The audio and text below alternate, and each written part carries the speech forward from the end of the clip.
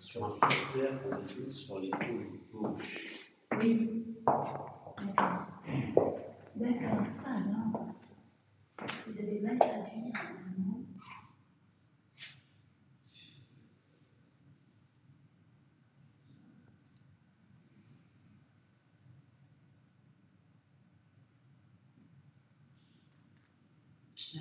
C'est une femme, la dernière, ou c'est un homme aussi? Non, c'est Salomon. C'est Salomon. Les 6 anges en deuil. 1, 2, 3, 4, 5, 6. Et là, en bas, Et en bas, c'est les prophètes. C'est Zacharie, Daniel, Isaïe, Moïse, David et Jérémie.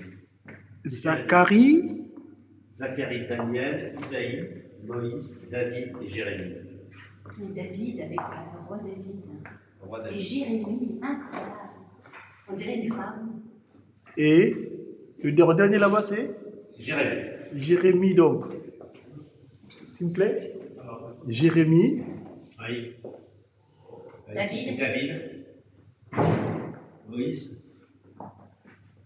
Isaïe. Daniel. Et Zacharie. et ces anges qui pleurent. Et les anges pleurent, absolument. Ben, dis donc. Alors, moulage des bustes des prophètes et des anges du puits de Moïse, 402-403, donc 15e siècle, à la Chartreuse de Champmol. Tirage d'après les moulages réalisés en 1880, 1887, 6 ans avant que Passimo Kimongo vienne sur Terre, pour le musée des monuments français à Paris. Dans le cloître de Chartreux se dressait un haut pilier hexagonal au milieu d'une fontaine, orné d'une statue de 6 prophètes placés sous les 6 anges pleurants. Ce pilier portait un calvaire détruit en 1791. Pour la réalisation du monument, le duc Philippe le Hardy fit appel à son atelier de sculpture dirigé par Klaus Sluter. Ici,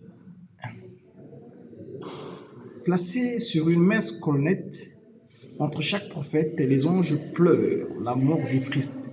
Ils sont très juvéniles, saisis dans des attitudes toutes différentes, les mains ouvertes, croisées sur la poitrine ou essuyant leurs armes. Le sujet choisi symbolise le lien entre l'Ancien et le Nouveau Testament. Les prophètes annoncent la passion du Christ, le calvaire disparu que les anges déplorent. Zacharie. Moulage en plâtre d'après le puits de Moïse. La virtuosité dans la récession des chairs et des textures et caractéristiques de l'art du constellateur. Le soin apporté au visage, ici, dans la peau relâchée du Père de Saint Jean-Baptiste, offre une vision individualisée et très réaliste des personnages. Daniel, le Dieu juge. Le phylactère, ici tronqué, que Daniel désigne du doigt, porte en latin, après 62 semaines, Christ sera tué. Les prophètes sont exécutés en contre-plongée pour être vus du dessous, ce qui explique les disparitions calculées et les gagne en monumentalité vers le haut.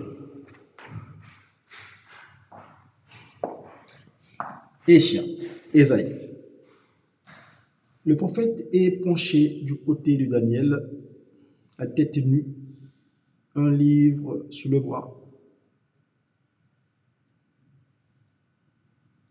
Son visage est lui aussi empreint d'une grande expressivité. Les costumes en partie inspirés des acteurs du mystère ancrent l'histoire sainte dans le contexte médiéval. Celui qui était tiré de l'eau. Le prophète est représenté par des cornes, des cornes carrément, comme c'est parfois le cas jusqu'au XVIIIe siècle, à cause d'une traduction de l'Ancien Testament qui a transformé rayonnant en cornu et pour symboliser la force divine. Il tient à la main droite des tables de la loi, invisibles ici, et de l'autre le texte de l'Exode sur le phylactère qu'on devine sur l'épaule. Il est là. Ainsi comme il a commis la conscience humaine. C'est le bar.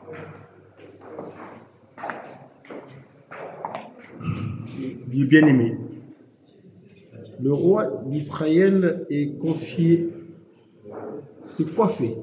d'une couronne fleur d'Élysée. Son manteau est orné de la harpe qui le caractérise. Jeune homme habité par la musique, il est connu pour jouer de l'instrument avec talent, notamment au service du roi Saül. C'est l'auteur de la majorité des psaumes.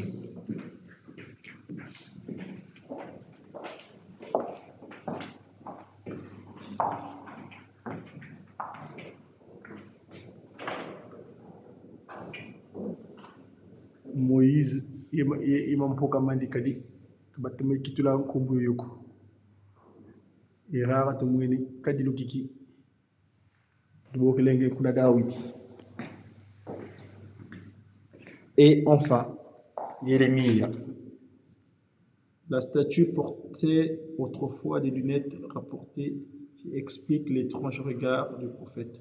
Selon l'historienne de l'art Suzy Nash, cette seule figure Humbert pourrait reprendre les traits du duc Philippe le Hardi lui-même, commanditaire de l'œuvre.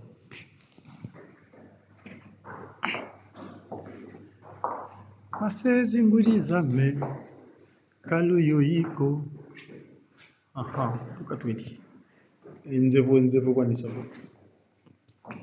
fukole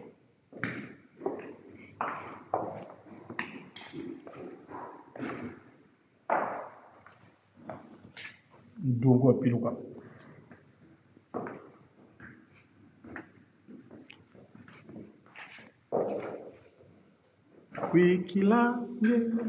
wikila samweu wakieleka wena wikila bake fuluzu ukadingi yeketiketiko.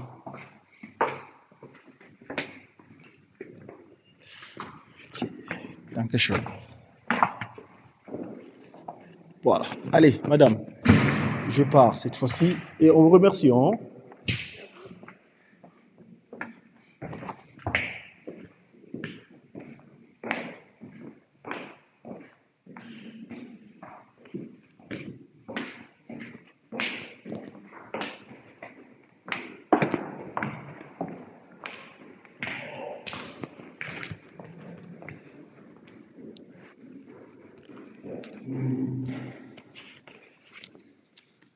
kavasala tadi vanantandwa tadi yani kodi libukunkulwa